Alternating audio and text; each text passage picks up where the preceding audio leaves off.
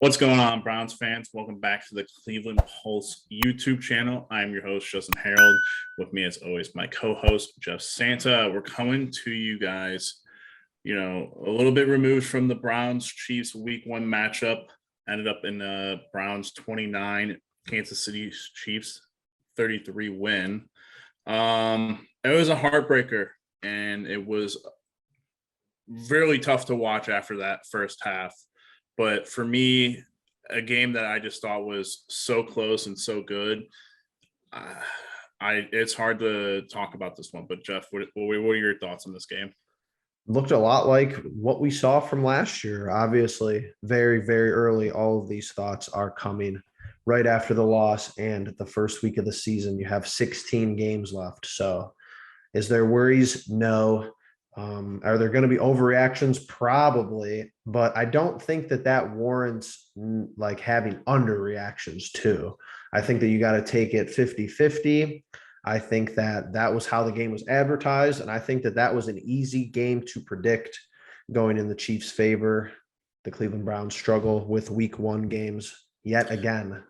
Yes, and you saw the graphic probably during the game. Since 2004, we have not won a Week 1. But for this matchup in particular is a game that after halftime or going into halftime, you thought the Browns would probably pull it out, even knowing the Chiefs, but unfortunately did not play a great second half. Jeff, what were your thoughts? Let's talk about the first half first. What were your thoughts and, surprises of that first half for you? I think that was a lot of the first halves, like I said, what we saw last year. I think we came out with a lot of confidence. I think we caught them on their heels. And really, when you're looking at it, besides not generating any turnovers, obviously that was the whole game, but not generating any turnovers in the first half, the defense played really well. I don't think that we were shutting them out and shutting them down, but to only have 10 points going into halftime for a bunch of guys who have not really played together, I thought that was good. I thought the play calling in the first half was confident. I thought Baker was confident in the first half, and I think we were on par for our identity, basically letting the run game take over. Yeah, and I feel like we should probably talk about some surprises here, or just most notably Anthony Schwartz, making his presence known in that first half. Jeff, some guy that we didn't see a lot of, and we didn't, between the two of us, I don't think, expected very much this early on for the receiver. Dude, I think we were hiding him in the preseason, or Must have if been. I think we were, and I'm not here to make allegations, but I don't think he was probably that hurt in training camp. I just think we were giving him, we weren't overusing him, and we were just saying that so we didn't have to use him in preseason. And then he comes out and he's leading the team in targets. Did not expect that. And here's one thing too, and I'm like I said, no overreactions. Need a little bit more transparency up front from the coaching staff, from whoever. I'm going to be honest with you. Nobody cares if OBJ is not playing. We played so good last season without him, but not that nobody cares. I think people want him to play. I shouldn't have phrased it like that, but it's like, no one's going to riot if you just say he's inactive. Like, don't wait until literally 20 minutes before the game to say he's inactive. Like, I know you're holding your cards, but the Chiefs, Andy Reid is game planning for him either way. It's not like he's not wide receiver 1 in the league. It's like, come on, just say he's inactive. At least give us more than 10 minutes before the game to say that one of our players is inactive. I thought I didn't like that at all. I hear you. Well, with that being said, I feel like this first half, if you get this first half in every game going forward, I don't think there's a way the Browns lose this season. I mean, the Chiefs obviously get us on a couple of bad, flukes that happen. One of our starting safeties goes out after pushing a coach first series. Nick Chubb has a rare fumble, which leads to points. And then Jamie Gillen has a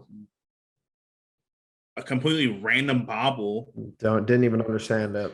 They get the ball within the 20. And then obviously Baker throws a pick at the end, but like those mistakes early on coupled with our defense, it's just, I'm glad it happened in this game because I don't think any of those mistakes will happen moving forward.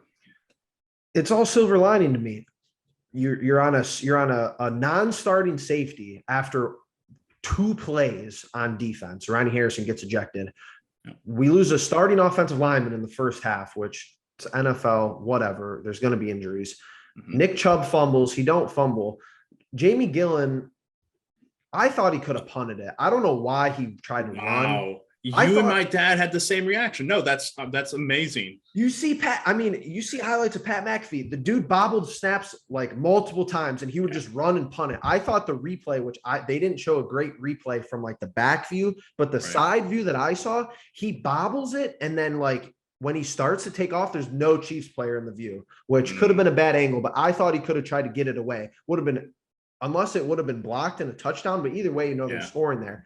All of these, you have 3 turnovers. You lose a turnover battle by 3, and you lose by 4 points. And you have an opportunity, not like, oh, we're going to throw a Hail Mary. You have an opportunity. We had the 2-minute warning and a timeout to march down the field and score. And we just had a turnover, which was unlucky. So it's a silver lining. If we have no turnovers, we win the game, plain and simple. But yeah, the momentum that Nick Chubb fumble had was huge because we had already been off the field for that entire third quarter for 7.5 minutes.